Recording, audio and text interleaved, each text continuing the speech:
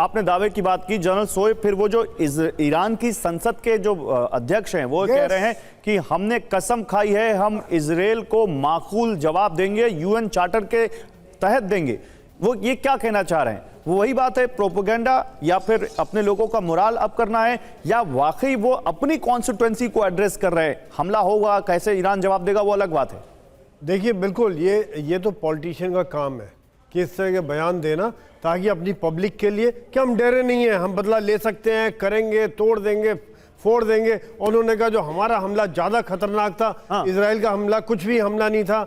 तो ये सब बयानबाजी है। और अभी वही बात है जो अभी पहले भी बात निकल के आ रही थी कि क्या ईरान कैसे बदला लेगा। करेगा, जरूर कर भी रहा है, कि क्या वो डायरेक्ट करेगा या अपने प्रॉक्सीज के द्वारा जिस तरह से पहले करता रहा है वो करेगा। क्योंकि इस समय जो सिचुएशन है, जिस प्रकार से अभी इजराइल बेहतर प्रिपेयर्ड है, हार्ट भी उनके पास आ गए, जो पिछली बार बैलिस्टिक मिसाइल के द्वारा उनको सक्सेस मिल गया था, वो भी शायद अभी मुश्किल हो जाएगा। तो इनको, ईरान को एक बेहतर सूट करता है, जैसे कर्नल शैलेंद्र बता रहे थे, कि प्रॉक्सीज के द्वारा ही हमला करते रहे। और बीच बीच में उनको जो ये हमला भी इन्होंने किया था ना, ये इनके ऊपर प्रेशर इतना आ गया था प्रॉक्सीज का ही कि आप क्या कर रहे हो। इस्माइल हानिया को मार दिया तेहरान के अंदर, नसरुल्लाह को मार दिया, उधर से हमास का एक खात्मा होता जा रहा है, तो आप पीछे चुपचाप बैठे हुए हो। तो तब इनको मजबूरी में, मैं ये कह रहा हूँ कि प्रेशर इतना बिल्डअप हुआ, और अपनी जनता का भी प्रेशर होगा कि हमारे देश के अंदर आके हमारे गेस्ट को प्रेसिडेंट के कसम शपथ वाले दिन मार दिया। तो तब उन्होंने ये किया था। लेकिन यहाँ पर ईरान ये जानता है कि वो डायरेक्टली इन्वॉल्व नहीं होना चाहता है इजराइल के साथ, क्योंकि उनको पता है कि ज़्यादा वो रोक नहीं पाएंगे इजराइल को। इजराइल के पास अमेरिका का भी बहुत बड़ी सपोर्ट है, और इन्होंने अभी इजराइल ने हमला करके दिखा भी दिया है कि हम अंदर आके हमला कर सकते हैं, आपकी मिलिट्री बेसेस, आपके एयर डिफेंस को पूरा डिस्ट्रॉय कर सकते हैं। वो कुछ नहीं कर पाएगा हमारा, और है भी नहीं उनके पास एडवांस एयर डिफेंस सिस्टम है भी नहीं उनके पास। S-300 है, पंशीर है, बैकर है, ये सब पुराने सिस्टम है जो कि उनके F-35। एक इसी से जुड़ा मैं एक वीडियो दिखाना चाहता हूं। ईरान पर हमलों से जुड़ा एक वीडियो सामने आया है। इजरायली वायुसेना की तैयारी का एक वीडियो है, वायुसेना के विमानों की तैयारी का वीडियो है। ईरान पर हमले के लिए जाते दिखे हैं इजरायल के फाइटर जेट। इजरायल ने जारी किया तैयारी का वीडियो।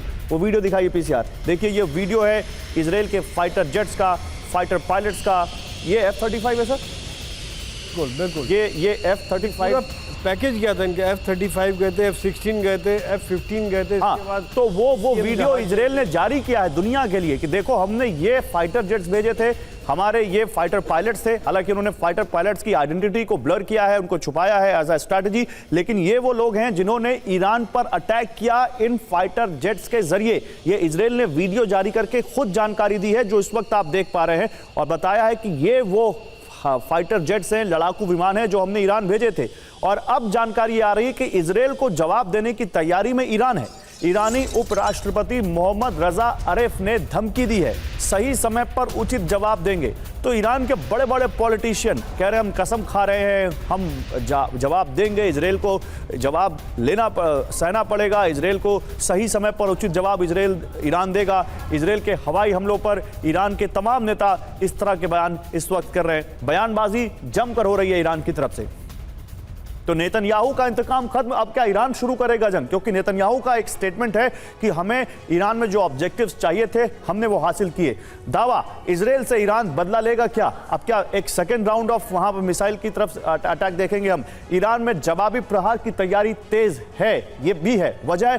इजरायल के हमलों के बाद ईरान की किरकिरी हुई है, ईरान में मंथन हो रहा है कि कैसे अब यहां पर इसका जवाब दिया जाए। जवाबी हमलों के लिए रणनीति बनाई गई है। ईरानी उपराष्ट्रपति की उचित जवाब देने की चेतावनी भी सामने आ चुकी है। सवाल है क्या ईरान इजरायल पर 1 अक्टूबर से भी बड़ा हमला करेगा, और करेगा तो आखिर इजरायल कितना तैयार है? कर्नल शैलेंद्र, क्या लगता है आपको, क्या वाकई इजरायल हमला करेगा? इजरायल नहीं, ईरान। देखिए एक संसद का बॉस जो है वो बोल रहा है, हाँ, खमैनी प्रण ले चुके हैं, उपराष्ट्रपति कुछ और कह रहा है। सो सबसे बड़ी बात यह है कि क्या अब ये तीनों आदमी झूठे पाए जाएंगे? ईरान इस समय, जब आप जवाब की बात कर रहे हैं ना कि वो वहाँ डेलिब्रेशंस चल रही हैं, सोच विचार चल रहा है, सोच विचार इसी बात का चल रहा है कि क्या पहली बात हमें जवाब देने का हक है या नहीं। अगर जवाब देंगे तो पलड़ा किसका भारी है, आपको कितना और नुकसान हो सकता है। क्या आप किसी भी तरह का अगर हमला करते हैं तो मुस्लिम देश सो कॉल्ड आपके साथ खड़े हैं? आपको लगता है कि यूनाइटेड नेशन की एक छोटी सी स्टेटमेंट के पीछे आप अपने देश को कबाड़ा कर दोगे? सबसे बड़ी बात यह है कि ईरान रियलाइज कर रहा है इस समय कि वो धीरे धीरे ट्रैप में फंसता जा रहा है इजराइल के। इजराइल का एम ही यही है कि इस लड़ाई को थोड़ा सा एस्केलेट किया जाए, उस लेवल थ्रेशोल्ड पर लाया जाए जब इजराइल उसके न्यूक्लियर स्ट्राइक कर पाए। दैट मीन्स जो उसकी न्यूक्लियर एसेट्स हैं उनको डिस्ट्रॉय कर पाए, क्योंकि उसमें सिर्फ इजराइल नहीं यूएस का भी फायदा है। अगर आप दबी लैंग्वेज में बात करें तो यूएस भी हमेशा से चाहता आया है कि ईरान का न्यूक्लियर जो रिसर्च वर्क है और जो डेवलपमेंट प्रोग्राम है वो हर हालत में रुके, जो उनके फैसिलिटी सेंटर है वो तबाह हो जाए। ओ yes, because they know it कि भाई ये हथियार सिर्फ 2 ही लोगों के लिए बना रहा है, ये और तीसरी कंट्री के लिए है ही नहीं, यूएस और इजराइल। बड़ी सीधी बात है। और अगर यूएस बिना किसी खर्चे के, बिना किसी रिस्क के इजराइल द्वारा, जैसे पहले भी एक बार आप देख चुके